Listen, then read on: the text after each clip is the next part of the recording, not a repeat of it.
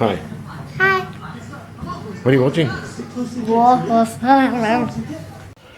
So we finally got the hardware we were looking for. These nuts here for the the crash pad, and also they're the fitting clips for the firewall installation. That was what I needed, what I was waiting for, so that I can start putting everything together inside the car.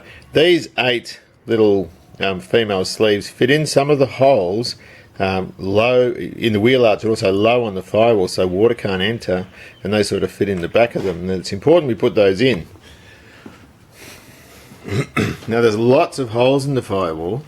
Some of them are for the brake line. There's a brake line going down to the left hand side down here, and there's 3 brake line clips. There's also the 3 holes over here for the heater box mount. There's handbrake ones. So I've put little marks around the relevant holes by sort of dry fitting the insulation up, so I know exactly where to fit the insulation sleeves. Now obviously in the wheel arch area we have to fit some of these sleeves to stop any splashing entering the cabin. They just push in. Some of those holes are a little bit bigger, and they just sort of fit in there. You can see that there. Now I'm just sort of tentatively trying to figure out how the wiring loom goes. I've sort of got bits and pieces hanging out. They're all labelled. That's to meet the rear loom. Well, that is the rear loom to meet the front loom. But the thing that's a worry, these bolts, now there's a shorter one there, and these go up here into the bulkhead. Now if you get them too long through there, these are spaced, there's a sort of a wedge shaped brace, and if you put the 2 longer ones in, they'll punch through into the plenum chamber, so I've got to use slightly shorter ones for that. Spring doesn't belong there. The original master cylinder, there was 2 longer studs, these ones here that sort of mounted in here, and the original master cylinder mounted on the back. Now these are redundant now because it picks up its mounting from here, down the bottom here, and here through the firewall, and that's left open, and then of course it's mounted with the clutches again, and they use a slightly smaller stud that sort of screws in there like that. Right, they're 3/8 course, they're very easy to get nuts and bolts in these for, or nuts for. So these ones here have made these spaces so it'll sit the same as what they did, but we're not using studs in there anymore. It's tricky to figure out how to put this in. I can't remember.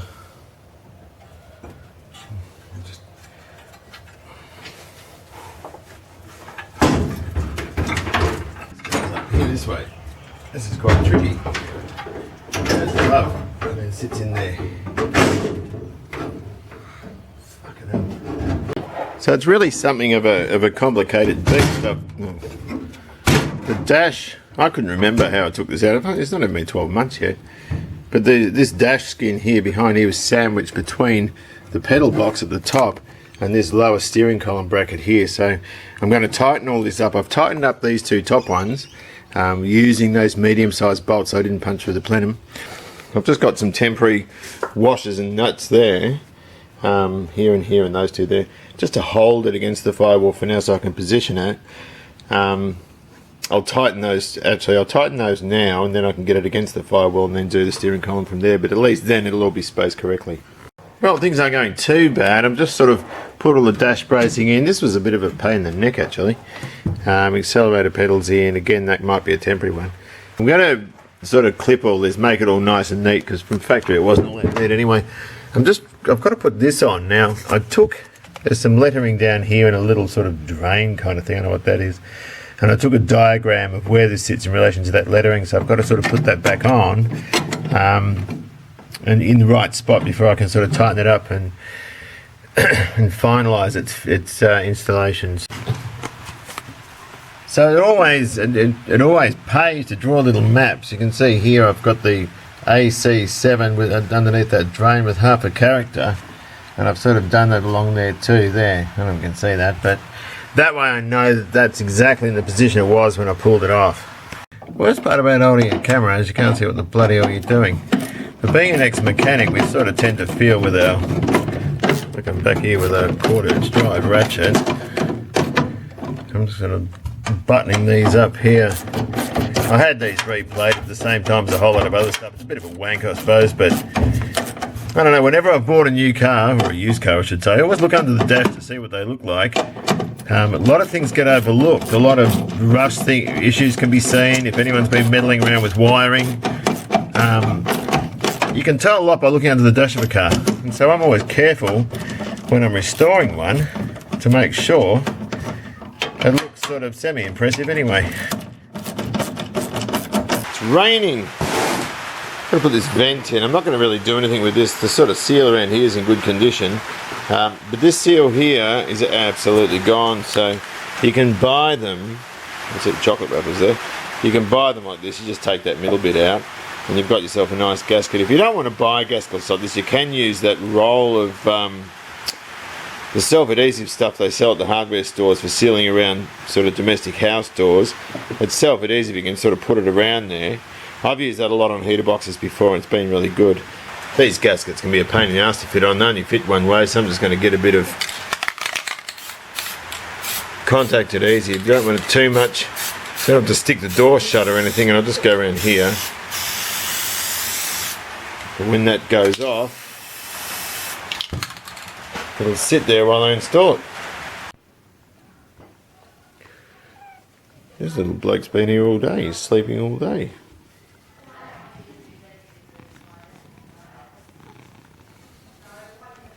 I am going to put in, I've also wired the driving light switch up. I'm going to put a new lock set in. That's looking pretty manky, but that was sort of indicative of what the car was like when I bought it. But that'll do for now. I can start it and sort of check all the electricals with that one, so that's fine. Not a bad evening's work. I've put the wiring loom in.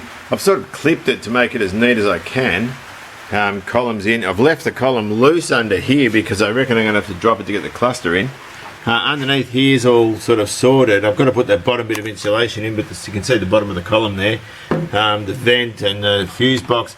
That fuse box bottom left hand screw I haven't put in because it's interfering with the accelerator pedal, and the more I think about this pedal, the more I think it was a bad idea.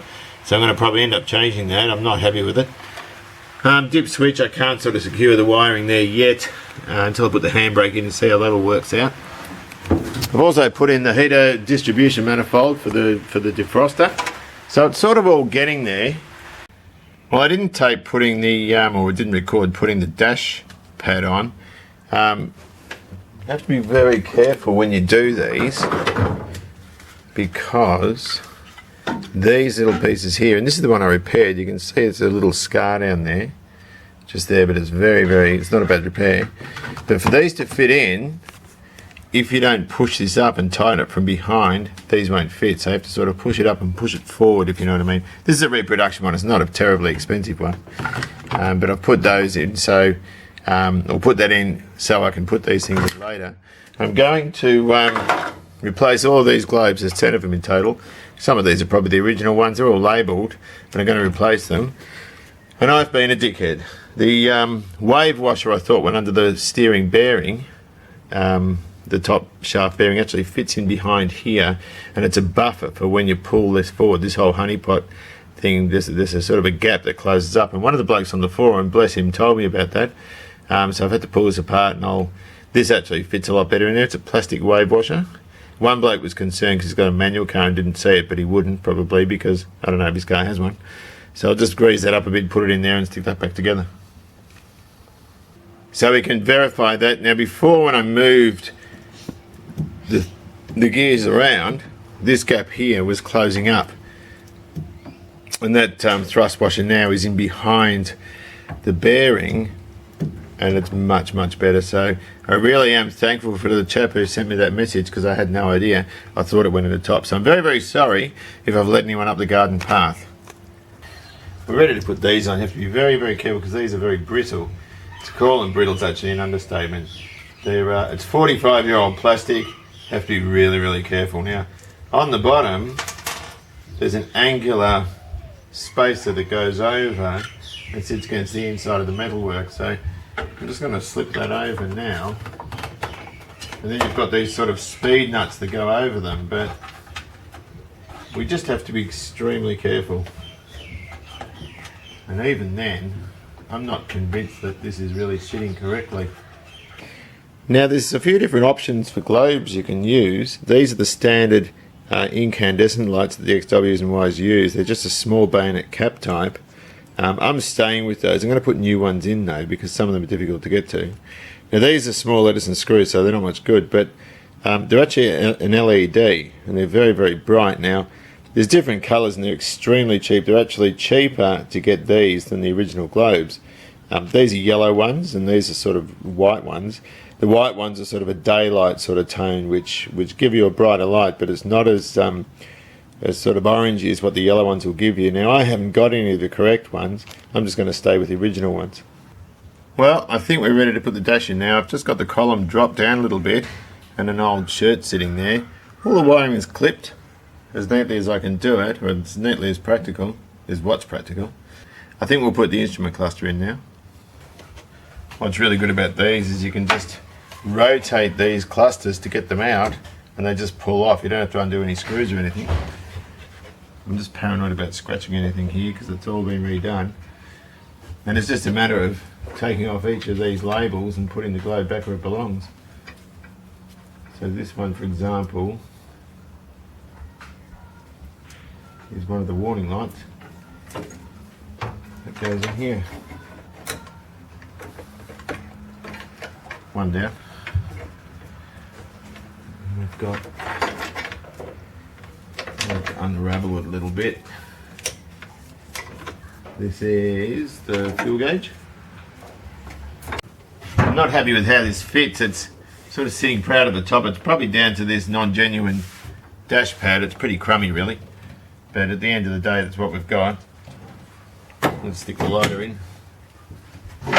Now these tools are available here, and what they're for is to fit inside these little receptacles here so you can stick it in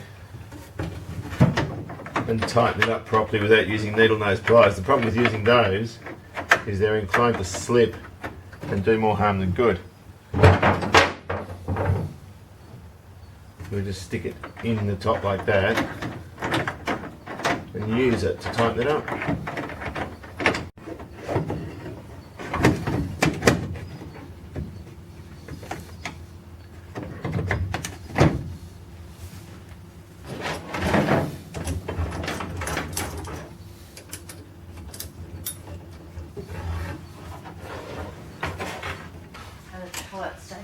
Yeah, no, that's cool. Just putting these on. I've got to, I'm still not happy with the top of it though.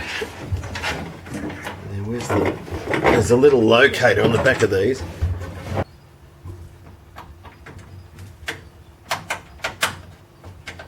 I think that's washer, I'm not sure. I've got these little knobs. Alright, well the dash is in, steering column's all bolted up, that thrust washer there is all repaired, so that's a good thing. Even little V8 badges there, even that holds the dash in. It's all clamped in by all this stuff around it. I'm not happy with the way this dash pad fits though. It's sort of sitting out there. I've got to muck around with this and I'm a bit worried about tightening these up too much, because if that's the case you can crack it too easily. Glove box door's sitting there. It's got to have its wood grain, its padding put on, but there's nothing behind it. Heater box has got to be put in. What do you think, Charlie? Okay. Also radio, got to put that in. I'm going to use an internal amplified antenna. I don't want an external one. But on the whole, I'm fairly pleased. Good job. You happy with it? No. You don't like it? It's okay. Good. I think it's really good. Right, we're going to have a look at this handbrake now. It's not in very good condition. It's got a broken locator down here, which is what sort of parks the handbrake in that area there. And also the handle's all loose. And it's got a pin there which we've got to get out now. What worries me about this is it could be hardened, in which case it's going to be a pain in the neck to work on. Worst comes to the worst, if it doesn't work out, I'll replace it, but I'm just going to have a crack at fixing it. So I'm just going to take off the loose hardware that's on it.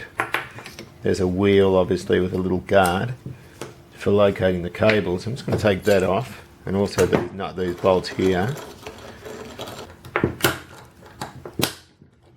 Just poke them out through the bottom.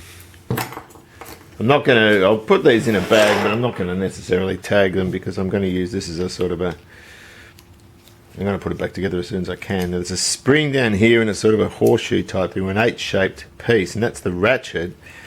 And I'm going to try and pull that out like that. And that will release. And just, you've got to be very, very careful. You keep this spring and make a note of how it's fitted in. And it's sort of hooked in down there. So it'll just pull that out.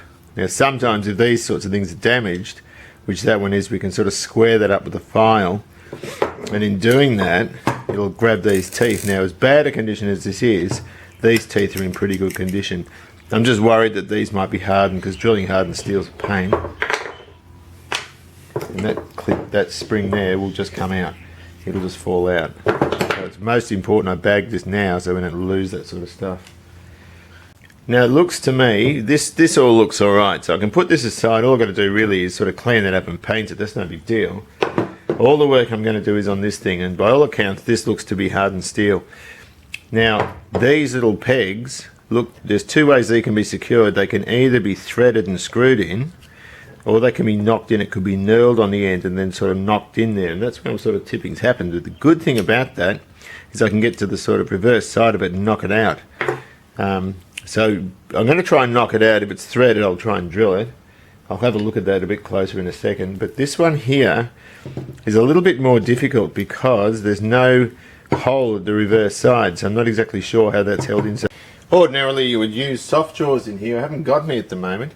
They're just sort of angular bits of brass or aluminium, which are sacrificial really, and it'll save this from getting scratched. I'm just going to have a chance at, or a crack at, there you go, removing that pin, which was quite easy. So I just want to see the bottom part of it, and it's probably difficult to see. I've got it in my hand here. It's actually fluted. It's just sort of pushed in. It's just a bit of fluted steel. Not sure if it's hardened. Now the second thing we've got to do is we've got to get this handle off, and there's a bit of work we've got to do on this handle because it looks terrible. It's got 40 years worth of people's hand crap on it. So I'm just going to try and punch that down, and hopefully I might use a nail punch on that instead of a pin. Oh no, the pin punch will fit. I'm just going to try and knock it down a bit. I might use a nail punch actually. I'm just going to use this nail punch. You don't use a centre punch on things like this. A centre punch will actually mushroom the top. You don't want to do that. I'm just going to have a go for another one. There we go. That's off now. And while that's off, I can actually use a piece of round steel in there like a mandrel and tap that down again. So when it goes on, it stays on in a nice sort of firm way. And I can have a look at this from the other side. And of course, there's the other side of it there, so I can punch that out too. I think I've got most of it now. This is bent, this thing. There we go. Oh, I missed it. And there we have that. That's just a pin that's also fluted there. Might be able to reuse that. That could be reusable. Now I just got an offcut of solid round rod. It's just mild steel, bright steel. Bright steel is good for turning, and I've made this little peg which is supposed to sit in there, and it'll it slides up and down in this channel. Now I've made it a little bit too big. It's not going in and sitting where it should, so I've got to turn that down a little bit. This hole is 4mm. This is 5, so I'm going to turn it down to about 4.3, something like that, and knock it in. Now being mild steel means that it could start to chew away against this gate. That's supposed to be greased. Now I'm going to take that risk. You can harden steel quite easy. Steel sort of heats up at different stages. It goes a blue colour, then it goes a sort of a brown, then it starts going it starts lighting up into a cherry red. Now, to harden that, you would get it to a sort of a brown approaching cherry red, quench it quickly. I'd do it in oil, provided the flash temperature is not too low. Then reheat it and let it cool slowly. Now, the first time you heat it and let it cool and quench it, it'll harden it, but it'll be brittle. The second one where you let it cool slowly will give it that strength. Now, I'm not going to harden it. Well, I'm in two minds whether to or not.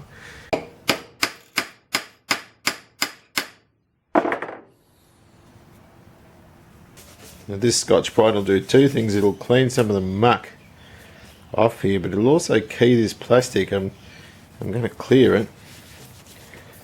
And again, it's being an unstable surface, it's going to have a flex aid put into it.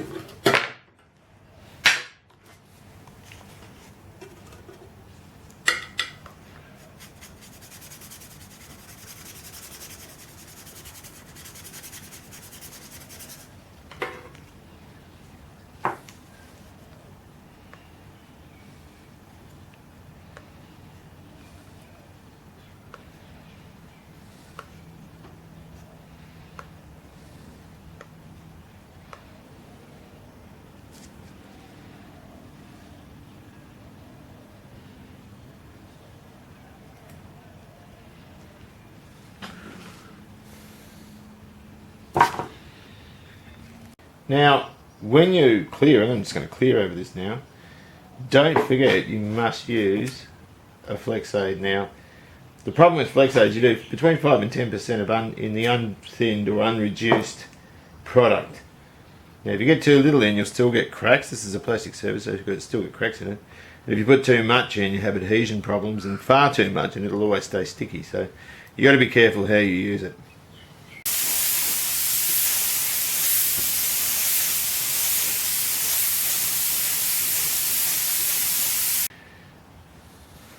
Let that dry, I suppose.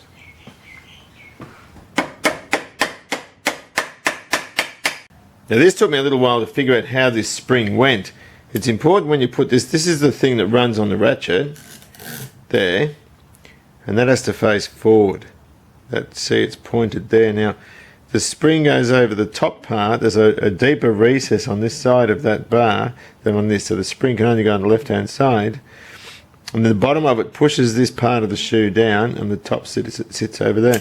So when you put it in, it can only slide in from this side, so you have to put the spring in just lying over that hole first and sort of stick it in and manipulate it.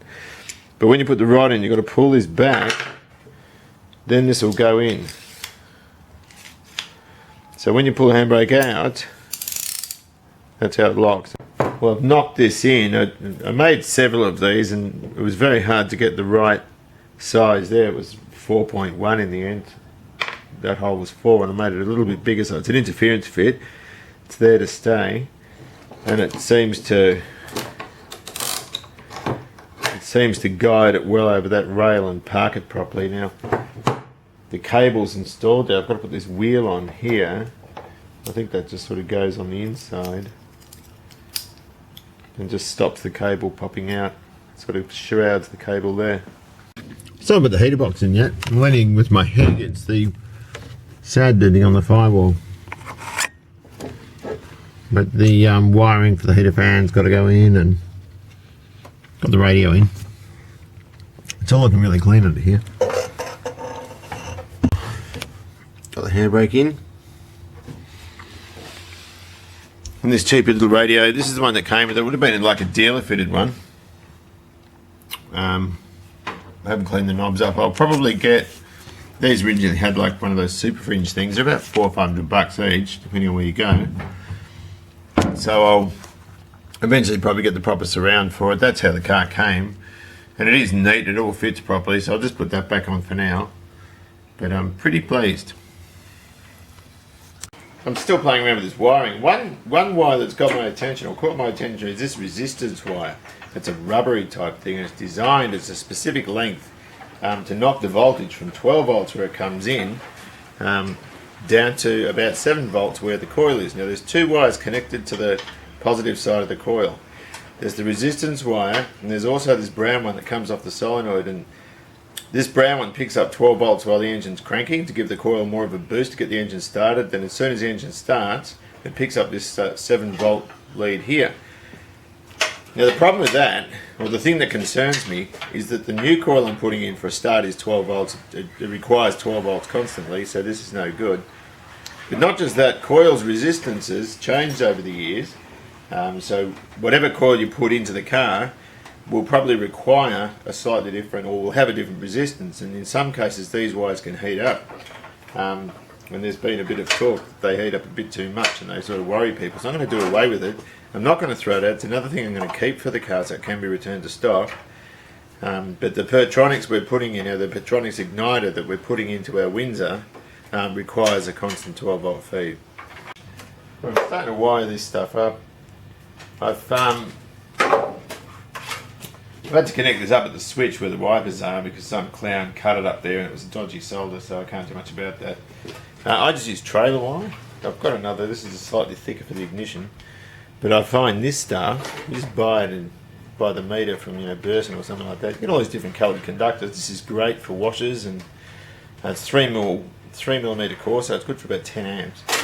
So you can sort of add to wiring looms with this. You can actually wire a whole car with a roll of that, or not even a roll, 10 metres of it or 5 metres or something. So I always keep some of that on hand to do electrical repairs, but I'm just going to solder all these. Whatever you do, you have to solder wiring. You don't ever just tape it together.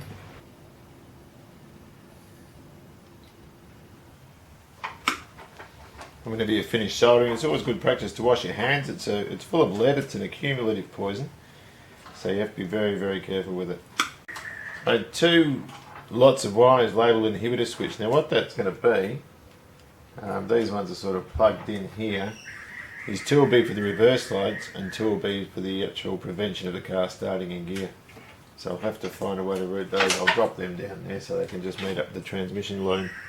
But over here on the loom, I've changed the 2 reverse light wires to black and white, which I'll join up with the 2 reds for the neutral start switch, because they're all the colours that are on the later type neutral start or inhibitor switch, if you like, on the transmission. So then there's no confusion when I go to connect them up. I'll have, the car starting or not starting, I'll have reverse lights.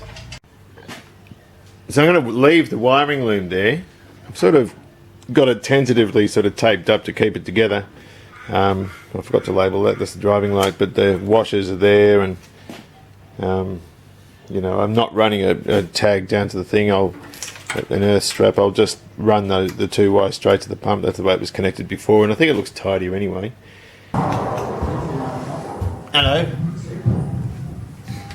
Peace. I also just fabricated a plate for the top of that because I don't want stray lines going to nowhere.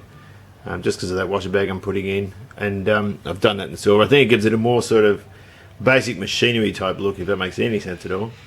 Now I think about that sticker though, I reckon I made a mistake. It looks fairly crap, but anyway, it's stuck down.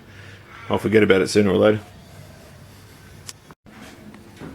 What are you looking for? Lighter. There was one there. Mum just came and got it. She's lighting candles, is she? Yeah. Do you want to come and help me with this? Well, that's the end of this one. I have to apologise for all this gold crap everywhere. It's a bit too much, I think, but it's cheaper to get cleaned and plated than it is to buy new ones. So I might paint some of this. Anyway, I've got to put speed nuts under here for that bonnet catch, but the rest of it's in. You can see that all looks pretty good. In the next one, the next chapter, we'll start doing suspension, I think. Start putting suspension. I really want to get this thing back on its wheels. So I can just start rolling it around and preparing the engine to go in. But it's all looking fairly good. Righto then. See you later.